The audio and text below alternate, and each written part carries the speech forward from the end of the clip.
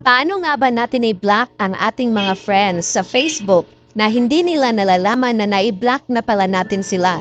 Pag nagpo-post ka or nag-share ka ng mga videos or photos mo or kahit anong activity sa Facebook, ay hindi niya ito makikita dahil hindi siya manonotify.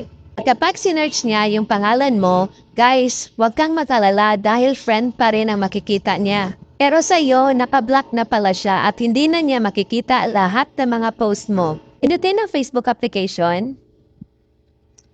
Dito sa magnifying glass, isearch lang natin ang ating i-block. For example, si Annalyn Aizen. So friends kami, pindutin ang friends. Pindutin ang take a break. Scroll down, makikita mo may limit what Annalyn's profile. Pindutin ang see options. Then, pindutin ang hide your post from Annalyn's profile. Pag i-click mo yan siya, may nakalagay dito sa baba, don't worry, we won't notify Annalyn's Aizen de Gia about any changes you make. So once nakasave na po yan siya guys, automatic na hindi na makikita ni Annalyn ang aking mga activities sa Facebook, yung mga videos, mga post ko dito sa Facebook, hindi na yan siya makikita.